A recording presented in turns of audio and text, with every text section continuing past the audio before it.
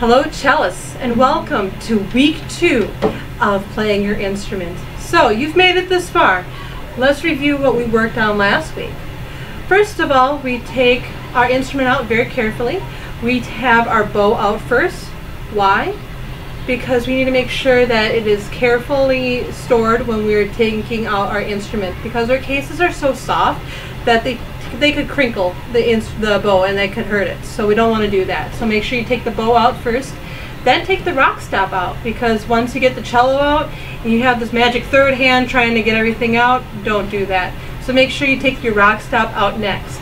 Then you lay the instrument flat on the floor, and it has to be on the floor and it has to be flat, because we don't want anything to fall over. And so by having it flat on its back on the floor, we are able to take care of our instrument the best and make sure that nothing happens to it. Then when we get to, once we get the instrument out, then we take the end pin out, and we want to make sure that we're trying to figure out the best as we can how far we should put it out. So it's a matter of trial and error. When you have the rock stop on the floor, you need to have it about an arm's length away from you. So have it arm's length away and kind of have it in the middle, a little more towards the left side of your body, or in between your feet. And then, so when you have your instrument standing upright, you're going to have it holding it with your left hand. You have it with your left hand, and then at an arm's length away, then you bring it back to you. And you are, in the end, you're going to want to be able to hug your instrument, so you'll be able to give your nice cello such a big hug, but gentle. But make sure that it's at the right spot. How do you know it's at the right spot? Because we have this peg right here. So if you're looking at the back of the instrument, it's going to be the top right peg. It's going to be coming right to your ear. If it's too high up, what do? You have to shrink the end pin. If it's too far down, you have to extend the end pin. So make sure that it's at the right spot, just kind of guarding it right here. Okay. Then our thumbs have to go someplace, don't they? So we have the 2 stickers. We have a sticker right in the back here. I don't know if you can see that one, but we have an orange one here. That's where my left thumb is going to go, and that's going to help me keep track of where my left hand should go. Then we have the right hand, and some cellos have a sticker right in the middle here, and some have a sticker on the end, just like this one. So for this one, I know exactly where to put my thumb. If you have one that is right along here, just have your thumb going on that same level, because that is the whereabouts where we're going to be able to be plucking the instrument, and it's going to help us keep on track to know exactly where our thumb should go. How are we going to pluck the instrument? Do you remember? And I hope you're talking to me through this video, because I can hear you if you're not talking to me. Alright, so how we're plucking is we're plucking with our pointer finger. So we have our thumb anchored down here, and we are able to move our hand a lot better when we have it anchored. Okay? And it helps us keep on track. We're not plucking over this part that's not under or above the black part. This black part is called the fingerboard. Why? Because that's where our fingers should go. And so we want to make sure that we're plucking only above this black part. And with the stickers, it's going to help us follow along where we should go. Okay? So let's review what our strings are. This big thick one, what is that one? Do you remember? It is the C string. So this is the C string. And then it goes up by 5 letters. So C, D, E, F, then it's G. So C, G.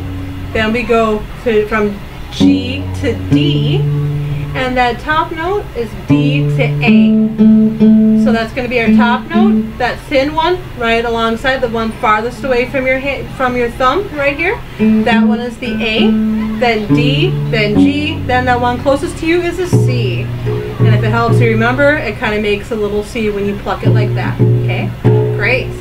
So let's look to see what you were working on last week. We had looked at the packet right here. We have ants. Now, with ants, you were only able to play 4 out of 5 lines. Do you remember which line you cannot play? The answer should be the E, because we don't have an E string yet. do we? Well, we don't have an E string period, but we'll be learning how to play E on our cellos pretty soon. Okay, so let's go ahead and let's play ants. And with this, I'm going to count off 1, 2, 3, 1, 2, 3, and then I'm going to start playing. And the reason why I'm counting to 3 is to make sure that we are keeping equal measures. And we have groups of 3 notes, or 3 letters in each one. So each line has 3 letters. And so that's going to be a measure, and there are 3 beats to that measure. So we're going to skip the E and we're going to go right to the A. And so if you're looking at our strings, we're going to be working our way down. Okay, so here we are. I'm going to count 1, 2, 3, 1, 2, 3, and then we play. All right, here we are. 1, 2, 3, 1, 2, 3. A, D, D, D, G, G, G, C, C, C. How'd you do? Let's try it again. All right. 1, 2, 3. 1, 2, 3. A, D, D, D, G, G, G, C, C, C. Alright. So I hope you did well, and I expect that it's going to be absolutely amazing when I get to hear it in person next week. Right? Yeah, that'll be great. I think it will be. I know it will be. Then we're going to go ahead and look at our book. So get out your books, and we need to be on pages 4 and 5. And for this one, we're going to be looking at number 4, just to kind of give you a little taste about what to expect for the rest of the numbers on these pages. The D string and the A string are the 2 strings we're going to be using the most this year. We're just going to start working on these. We might explore G a little bit, and then C is going to be in middle school when you get up to the middle school level. All right. So let's look at number 4. So here we are, and we're starting on what letter? Which letter are we starting on? We're starting on D, so it's going to be the middle left string. If you're looking down at your hand, it's going to be the middle left. All right, here we are. 1. I'm going to count to 4 this time because we have 4 beats in this measure. All right.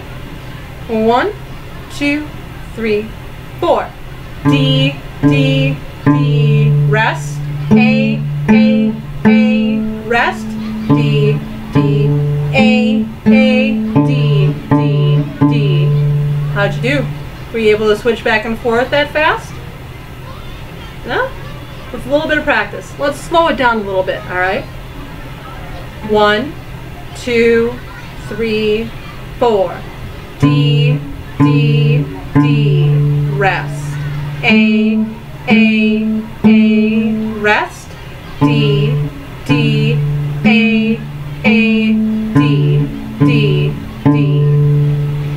With this, I am able to go ahead and I am able to make sure that my thumbs are on the spots the whole time, and I want to make sure that my arms are not touching the instrument. So let's try that one more time. Let's do a double check, and we're going to speed up just a teeny little bit. All right, here we are. 1, 2, 3, 4. D, D, D, rest. A, rest. D, D, A, D, D, D. How'd you do? Well, I hope that this will kind of give you an idea about what to expect for these next 2 pages that you're going to be working on for this week. So review everything that we worked on for the front page, and then practice pages 4 and 5 in the book. And then I will see you next week.